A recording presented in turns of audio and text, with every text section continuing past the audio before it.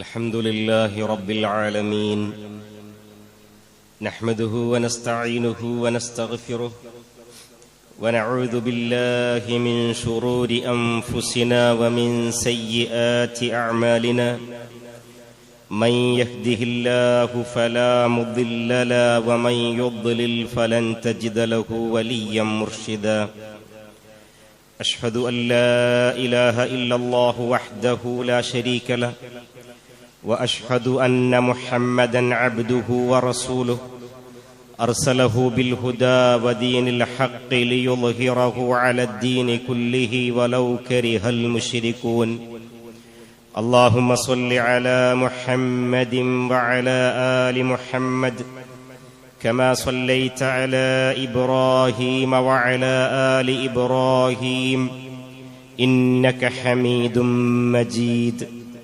اللهم بارك على محمد وعلى آل محمد كما باركت على إبراهيم وعلى آل إبراهيم إنك حميد مجيد أما بعد فإن خير الحديث كتاب الله وخير الهدي هدي محمد صلى الله عليه وسلم وشر الأمور محدثاتها وكل محدثة بدعة وكل بدعة ضلالة يا أيها الذين آمنوا اتقوا الله حق تقاته ولا تموتن إلا وأنتم مسلمون أعوذ بالله من الشيطان الرجيم بسم الله الرحمن الرحيم يا أيها الذين آمنوا اتقوا الله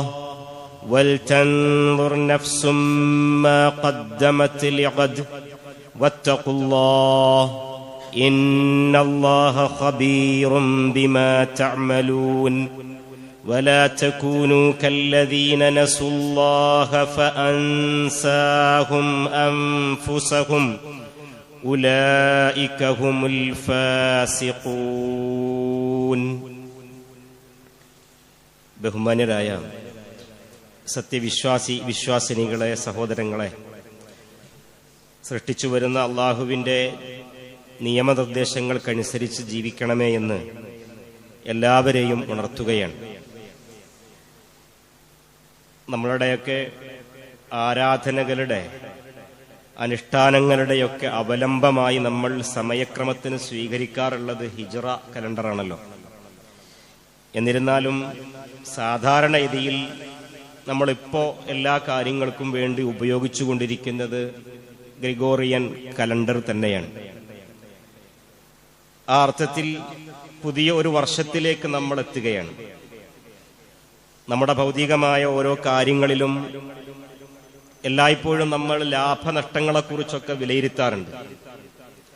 ആ വിലയിരുത്തലുകൾ നമ്മുടെ മുന്നോട്ടുള്ള നല്ല ഗമനത്തിനും ദുനിയാവിലെ ജീവിതത്തെ വലിയ കഷ്ടപ്പാടും പ്രയാസങ്ങളൊന്നുമില്ലാതെ മുന്നോട്ട് കൊണ്ടുപോകുവാനും നമ്മളെ സഹായിക്കും.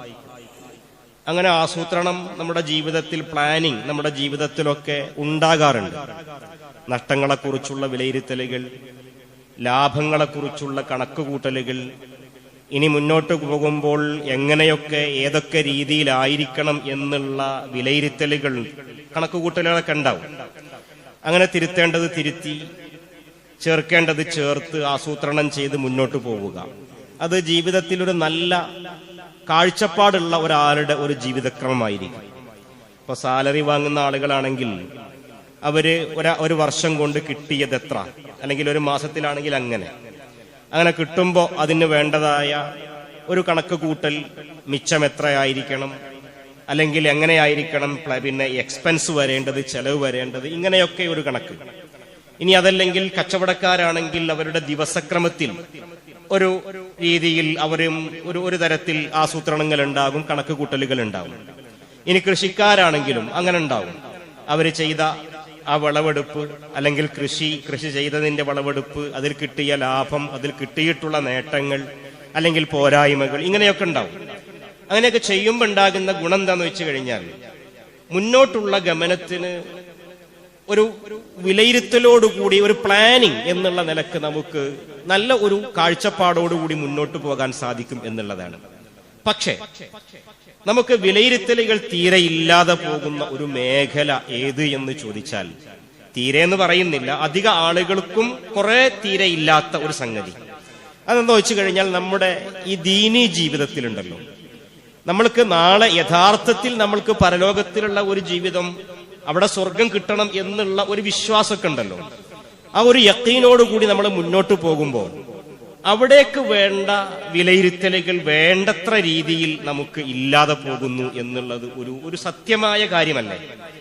ഓരോ ദിവസത്തിൽ നമ്മൾക്ക് നടത്തേണ്ടതുണ്ടാകും, അതല്ലെങ്കിൽ ആഴ്ചയിലെ കണക്കെടുപ്പ് നടത്തേണ്ടതുണ്ടാകും. ഇപ്പൊ ഒരാഴ്ച ഖുതുബ കേട്ടു, കഴിഞ്ഞ ആഴ്ച ഖുതുബ കേട്ടു, കഴിഞ്ഞ ആഴ്ചക്ക് ശേഷം ഈ ആഴ്ച ഖുതുബ കേൾക്കുമ്പോൾ കിട്ടിയിട്ടുള്ള ഒരു ആത്മീയമായ ഒരു വിലയിരുത്തലുകൾ, അതിന്റെ ഒരു ഊർജം എത്ര, നമസ്കാരത്തിന്റെ കാര്യത്തിൽ എത്ര, അതിൽ സുന്നത്ത് നമസ്കാരങ്ങൾ എത്ര, നോമ്പിന്റെ കാര്യത്തിൽ സുന്നത്തായ നോമ്പുകൾ എങ്ങനെയൊക്കെ വന്നു, ഇങ്ങനെ കിട്ടിയിട്ടുള്ള കാര്യങ്ങൾ, വന്നിട്ടുള്ള വീഴ്ചകൾ, ഇതൊക്കെ ഒരു വിലയിരുത്തലുകൾക്ക് വിധേയമാക്കുക. അത് ആരാധനകളിൽ നോമ്പ് നിസ്കാരവും മാത്രമല്ല, ഉപ്പാനോടും ഉമ്മാനോടുള്ള എന്റെ ഇടപെടലുകൾ എങ്ങനെയായി, ഈ കഴിഞ്ഞ ആഴ്ച ഉപ്പാനോട് എത്ര വട്ടം കയർത്ത് സംസാരിക്കേണ്ടി വന്നു, അതല്ലെങ്കിൽ ഉമ്മ പറഞ്ഞത് എത്ര നേരം അനുസരിച്ചു, ധിക്കാരം കാണിച്ചു, ഇങ്ങനെയൊക്കെ പല കാര്യങ്ങളിലും ഉണ്ടാകും. അതേപോലെ പഠിക്കുന്ന കുട്ടികളാണെങ്കിൽ എന്റെ പഠനത്തിന്റെ നേട്ടം എത്ര, അതിൽ വന്ന വീഴ്ചകൾ എത്ര, ഇനി ഞാൻ എങ്ങനെ മുന്നോട്ട് പോകണം, ഇങ്ങനെ ഇത്യാദി കാര്യങ്ങളൊക്കെ ഇതൊക്കെ നമുക്കുണ്ടാകും. പക്ഷേ ദീനീ കാര്യത്തിൽ, അത് ആരാധനകളുടെ കാര്യത്തിൽ അതിൽ വളരെ വലിയ വീഴ്ചകൾ വരുത്തുന്നവരാണെങ്കിൽ നമ്മെ സംബന്ധിച്ചിടത്തോളം ഒരു വാർഷിക വിലയിരുത്തലുകൾ എന്നുള്ള നിലക്ക് നമ്മളുടെ ആ കാര്യത്തിലും ആരാധനകൾക്ക് ഹിജ്റ കലണ്ടറാണ് അവലംബിക്കുന്നത്. ആ സമയം വരുമ്പോൾ നമുക്ക് കുറച്ചുകൂടി പ്രാധാന്യത്തോടു കൂടി ചെയ്യണം. എന്നാൽ നമ്മളുടെ കലണ്ടറുകളിൽ അക്കങ്ങൾ മാറി മറിയുന്നു. ഒരു മാസം കഴിയുമ്പോൾ ആ കലണ്ടറിന്റെ ഒരു പേജ് മറിച്ചിടുന്നു. ഇപ്പോൾ ഇതാ കഴിഞ്ഞ ജനുവരിയിൽ തൂക്കിയിട്ട കലണ്ടർ ഒരു പുതിയ ജനുവരിയിലേക്ക് എത്തുമ്പോൾ അതിന് വേണ്ട കലണ്ടർ നമ്മുടെ വീടുകളിൽ എത്തിക്കഴിഞ്ഞു. ഇനി ഡിസംബർ 31 അടുത്ത ഒരു പുതിയ കലണ്ടർ നമ്മുടെ ചുമരുകളിൽ നമ്മളത് സ്ഥാപിക്കപ്പെടും, അതല്ലെങ്കിൽ കാണുന്ന രീതിയിൽ അത് തൂക്കിയിടും. പക്ഷേ ഈ കലണ്ടറുകൾ മാറി മറിയുമ്പോൾ നമ്മുടെ ജീവിതത്തിന്റെ ഓരോ ദിവസങ്ങൾ, മണിക്കൂറുകൾ, ആഴ്ചകൾ, വർഷങ്ങൾ, ഒരു വർഷം ഇങ്ങനെ പിന്നിടുമ്പോൾ എനിക്കെന്തുണ്ട് എന്റെ ദീനീ ജീവിതത്തിൽ, നാളെ പരലോകത്തേക്ക് എന്റെ മരണം എന്നെ ഏത് സമയത്ത് തേടിയെത്തിയാലും രക്ഷപ്പെടാൻ എന്നിൽ എന്തുണ്ട് എന്നുള്ള ഒരു നോട്ടം, അതിലേക്കുള്ള ഒരു ചിന്ത നമുക്ക് അനിവാര്യമല്ലേ? അല്ലാഹു സുബ്ഹാനഹു വ തആല നമ്മളെ സൃഷ്ടിച്ചിട്ടുള്ള ഒരു സൃഷ്ടിപ്പിന്റെ അവസ്ഥയെക്കുറിച്ച് ഖുർആൻ പറയുന്ന ഒരു ഭാഗം സൂറത്തുർ റൂമിന്റെ 54-ാമത്തെ ആയത്തിലുണ്ട്. അവിടെ നമ്മൾ ദുർബലതയുടെ അവസ്ഥയിൽ, ഒന്നുമില്ലാത്ത അവസ്ഥയിൽ തുടങ്ങി ആ ദുർബലതയിലൂടെ കടന്നു വന്നു. ആ ദുർബലതയ്ക്ക് ശേഷം നമുക്ക് ശക്തിയുണ്ടായി. ആ ശക്തിയുടെ ഊർജ്ജസ്വലമായ ജീവിതത്തിന്റെ അവസ്ഥകൾ നമ്മളിങ്ങനെ കടന്നു പോയിക്കൊണ്ടിരിക്കുന്നു. ആ ഊർജ്ജസ്വലതയ്ക്ക് ശേഷം ഇപ്പോൾ ഊർജ്ജസ്വലതയോടുകൂടി കഴിഞ്ഞുകൂടിക്കൊണ്ടിരിക്കുന്ന ആളുകൾ ഇവിടെ ഉണ്ട്. ആരോഗ്യത്തിന്റെ ഊർജ്ജമുണ്ട്, അതല്ലെങ്കിൽ ജീവിതത്തിൽ രോഗങ്ങളൊന്നുമില്ലാതെ, പ്രായമായിട്ടുണ്ടെങ്കിലും കാര്യമായി രോഗങ്ങളൊന്നുമില്ലാതെ എല്ലാറ്റിനും കഴിയുന്ന, കുമ്പിടാൻ കഴിയുന്നു, സുജൂദിലേക്ക് പോകാൻ കഴിയുന്നു, അങ്ങനെയൊക്കെ ഉണ്ടല്ലോ. ഇങ്ങനെ ആരോഗ്യത്തോടുകൂടി മുന്നോട്ട് പോകാൻ കഴിയുന്ന വാർദ്ധക്യാവസ്ഥയിലുള്ള ആൾക്കാരുണ്ട്. ഇനി വാർദ്ധക്യത്തിന്റെ അവശതകളിലേക്ക് പോയ ആൾക്കാരുണ്ട്. ഇതൊക്കെയും അല്ലാഹു സുബ്ഹാനഹു വ തആല വരച്ചു കാണിക്കുന്ന ഒരു ആയത്ത്. എന്നിട്ട് അല്ലാഹു സുബ്ഹാനഹു വ തആല നമ്മളോട് പറയുന്നുണ്ട്, അവനെല്ലാം അറിയുന്നവനാണ് കേട്ടോ, അവൻ എല്ലാത്തിനും കഴിവുള്ളവനാണ് കേട്ടോ എന്ന് പറഞ്ഞുകൊണ്ട് അവസാനിപ്പിക്കുന്ന ഒരു ആയത്താണ് സൂറത്തുർ റൂമിൽ 54-ാമത്തെ ആയത്ത്. ആയത്ത് ഇങ്ങനെയാണ്: അല്ലാഹുല്ലദീ ഖലഖക്കും, അള്ളാഹുവാണ് നിങ്ങളെ പടച്ചത്, സൃഷ്ടിച്ചത്. ആ സൃഷ്ടിപ്പ് നിങ്ങൾക്ക് ഉണ്ടായിട്ടുള്ളത് മിൻ ദഅഫിൻ, ഒരു ദുർബലതയുടെ അവസ്ഥയിലൂടെയാണ് നിങ്ങൾ കടന്നു പോന്നിട്ടുള്ളത്. നിങ്ങൾക്കൊന്നിനും കഴിയില്ലായിരുന്നു, അങ്ങനെ ഒരു അവസ്ഥയിൽ നിങ്ങൾ കടന്നു വന്നിട്ടുണ്ട്. സുമ്മ ജഅല മിൻ ബഅദി ദഅഫിൻ ഖുവ്വ, ആ ദുർബലാവസ്ഥകൾ തരണം ചെയ്ത് നിങ്ങൾ മുന്നോട്ട് വന്നപ്പോ നിങ്ങളുടെ ബാല്യത്തിന്റെ, കൗമാരത്തിന്റെ, യുവത്വത്തിന്റെ, പ്രസരിപ്പിന്റെ ഒരു വലിയ കാലഘട്ടം, അതിൽ ശക്തിയുള്ള ഒരു കാലഘട്ടം നിങ്ങൾക്ക് വന്നിട്ടുണ്ട്. നല്ല ഊർജ്ജസ്വലമായി മുന്നോട്ട് പോകാൻ കഴിയുന്ന വല്ലാത്ത ഒരു കാലം നിങ്ങൾ കഴിഞ്ഞു പോയിട്ടുണ്ട് എന്ന് അല്ലാഹു ഓർപ്പിക്കുന്നു. എന്നിട്ട് അല്ലാഹു പറയുന്നു, മിൻ ബഅദി ഖുവ്വത്തിൻ ദഅഫ്, നിങ്ങൾക്ക് ഇനി ഈ ശക്തിയുടെ കാലത്തിന് ശേഷം ദൗർബല്യം വരും കേട്ടോ.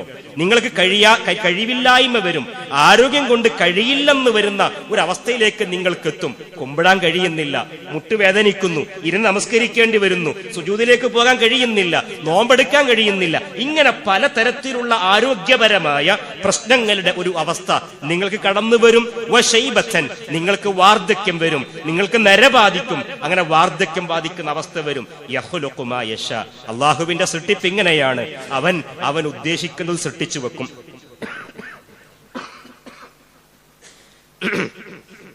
ക്ഷമിക്കണം കേട്ടോ. അവൻ ഉദ്ദേശിക്കുന്നത് സൃഷ്ടിച്ചു വെക്കും. വഹുവൽ അലീം, അവനെല്ലാം അറിയുന്നവനാണ്. അൽ ഖദീർ, അവൻ എല്ലാറ്റിനും കഴിയും കേട്ടോ എന്ന് പറഞ്ഞു വെക്കുന്നത് വല്ലാത്ത ഒരു ചിന്തയാണ്. എന്ന് പറഞ്ഞാൽ അള്ളാഹുവാകുന്നു ഇതൊക്കെയും നൽകുന്നവൻ, അള്ളാഹുവാകുന്നു നിങ്ങൾക്ക് കഴിവിന്റെ കാലഘട്ടം നൽകുന്നവൻ. ആ കഴിവുള്ള കാലഘട്ടത്തിൽ നിങ്ങൾക്ക് റബ്ബിലേക്ക് അടുക്കാൻ വേണ്ടത് ചെയ്തു വെച്ചോ എന്ന് നിങ്ങൾ ശ്രദ്ധിക്കണം, നോക്കണം. അതിന്റെ കണക്കെടുപ്പ് ദിവസവും ഉണ്ടാവണം, ആഴ്ചകളിൽ ഉണ്ടാവണം, മാസങ്ങളിൽ ഉണ്ടാവണം. ഇപ്പോഴിതാ നമുക്ക് പറയാമല്ലോ, നമ്മൾ ഗ്രിഗോറിയൻ കലണ്ടറാണ് അവലംബിക്കുന്നത് എന്നൊക്കെ പറയാമല്ലോ. ഒരു വർഷം കഴിഞ്ഞു പോകുന്നു, നമുക്കൊന്ന് നോക്കിക്കൂടെ എന്തുണ്ട് എന്നുള്ളത്. നോക്കൂ, നിങ്ങൾ ഒരു കവി പാടുകയുണ്ടായി, ഇന്നാല നഫ്റഹു ബിൽ അയ്യാമി നഖ്തഉഹാ. അയ്യാമുകൾ ഇങ്ങനെ കടന്നു പോകുമ്പോൾ, അതും കടക്കുമ്പോൾ നമുക്ക് വല്ലാത്ത സന്തോഷമുണ്ടാകും, ആ ആനന്ദങ്ങൾ നമുക്കുണ്ടാകും. പക്ഷേ വകുല്ലു യൗമിൻ യുദ്നി മിനൽ അജലി, നമ്മൾ ഓർക്കേണ്ട ഓർമ്മ അതാണ്. ഓരോ ദിവസവും നമ്മളെ അടുപ്പിക്കുന്നത് നമ്മുടെ അവധിയിലേക്കാണ്. അള്ളാഹു നിശ്ചയിച്ചൊരു അവധിയില്ലേ, ആ അവധിയിലേക്ക് നമ്മൾ ഇങ്ങനെ അടുത്തു പോവുകയാണ് എന്നുള്ളത്.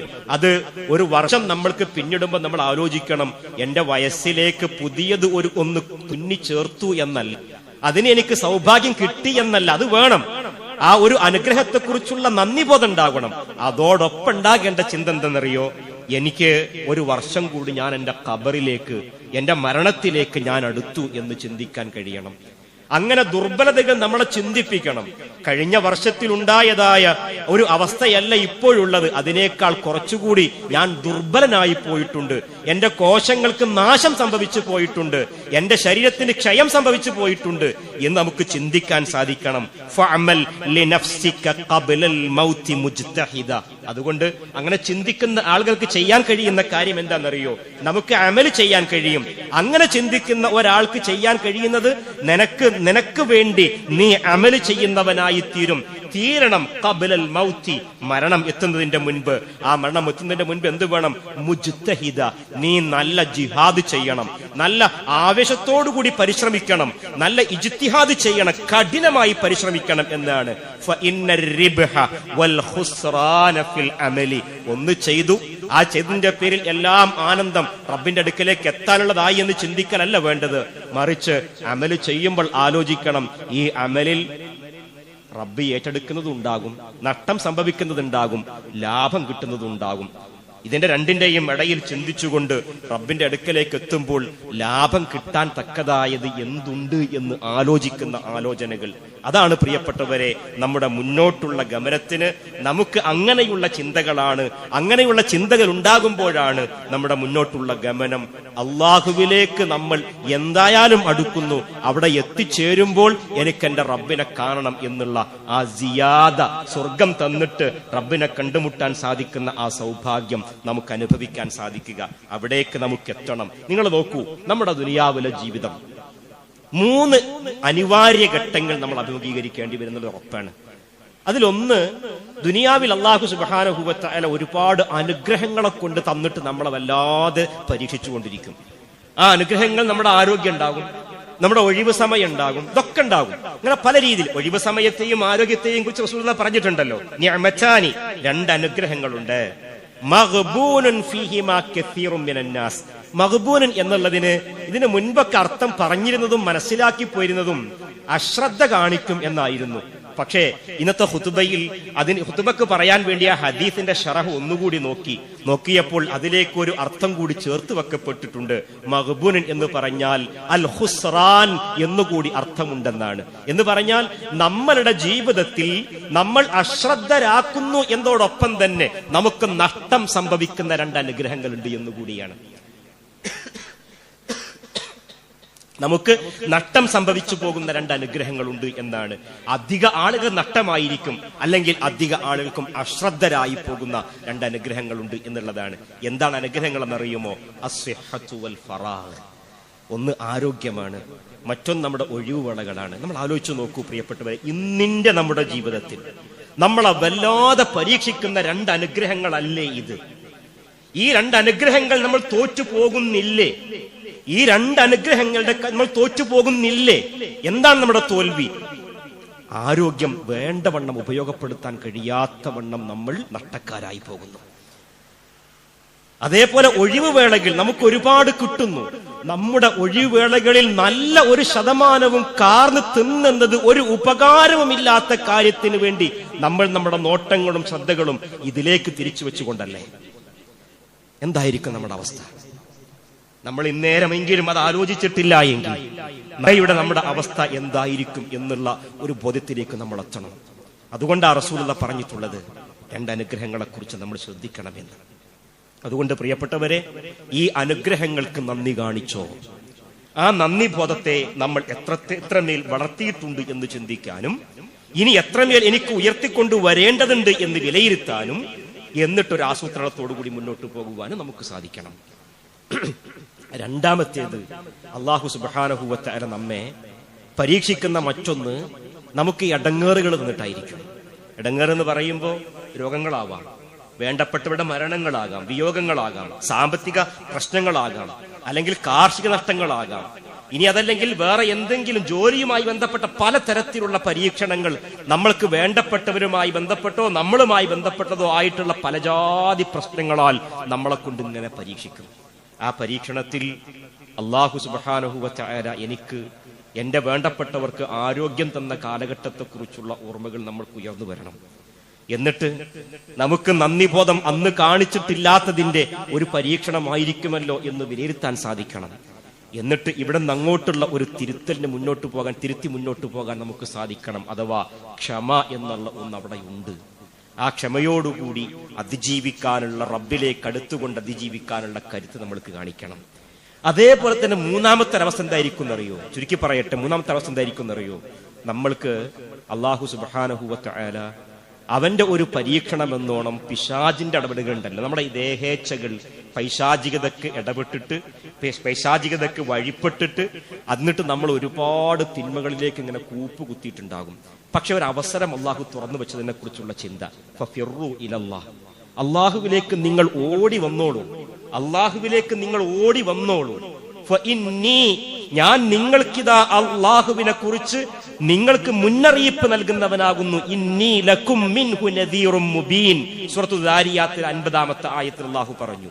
ഇങ്ങനെ നന്ദിബോധം നമ്മൾക്കുണ്ടാകേണ്ടതിനെ കുറിച്ച്, അനുഗ്രഹങ്ങളെ കുറിച്ച് ഓർത്തുകൊണ്ട് നന്ദിബോധം, പരീക്ഷണങ്ങളിൽ നിന്ന് ഇടങ്ങേറുകളെ കുറിച്ച് ഓർത്തുകൊണ്ട് ക്ഷമയവലംബിക്കുക.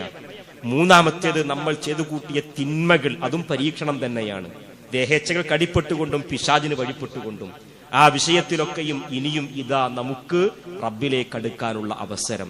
ഇങ്ങനെ ദിവസങ്ങളെയും ഓരോ വർഷം നമ്മളിൽ നിന്ന് കൊഴിഞ്ഞു പോകുമ്പോഴും നമ്മൾ ഖബറിലേക്ക് അടുക്കുകയാണ് എന്ന് ചിന്തിച്ചുകൊണ്ട് റബ്ബിലേക്ക് അടുക്കാനുള്ള നിമിത്തങ്ങളാക്കി ഈ അവസ്ഥകളെ മാറ്റിയെടുക്കാൻ നമ്മൾ പരിശ്രമിക്കുന്നിടത്ത് നമുക്ക് വിജയം വരിക്കാൻ സാധിക്കും. ഇല്ല എങ്കിൽ നാളെ റബ്ബിന്റെ മുൻപാകെ നരകാവകാശികളാകുമോ എന്നുള്ള ഭീതി നമുക്കുണ്ടാകണം. അതുണ്ടാകാതിരിക്കാൻ ജാഗ്രത കാണിക്കണം. നാഥൻ നമുക്ക് നമ്മുടെ പോരായ്മകളെ തിരുത്താനുള്ള തൗഫീഖ് നൽകുമാറാവട്ടെ.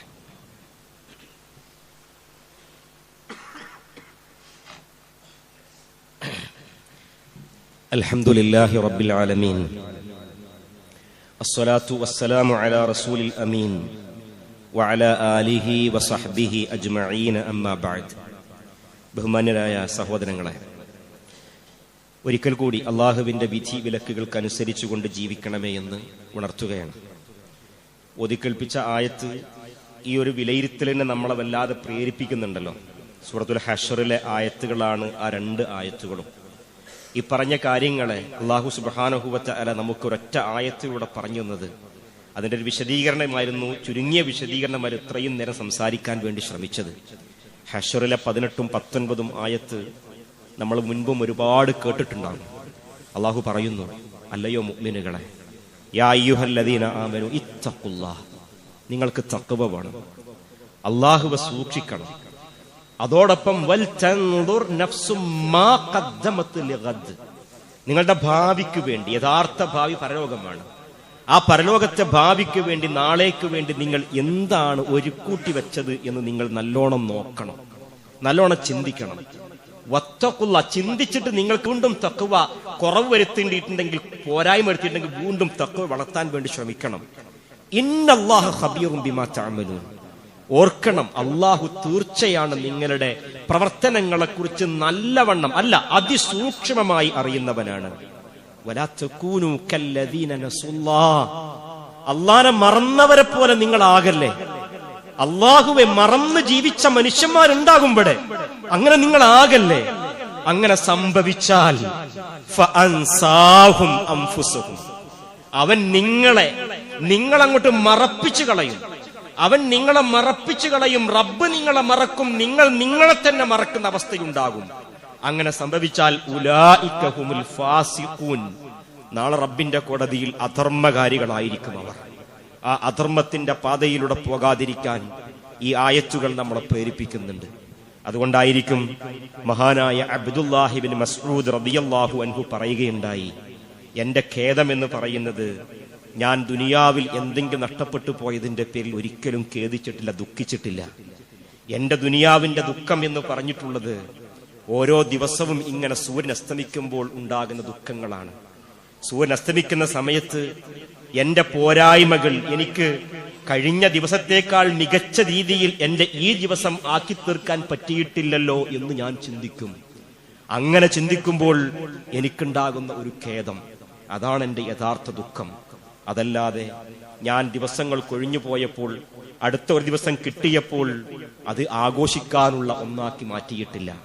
ഇന്ന് നിങ്ങൾ നോക്കൂ, ഇനി അടുത്ത ഒരു പുതുവർഷ പുലരിയുടെ പേരിൽ നമ്മുടെ നാടുകളിൽ അരങ്ങേറുന്ന കോപ്രാട്ടിത്തരങ്ങളും ആഭാസങ്ങളും എന്തുമാത്രമായിരിക്കും.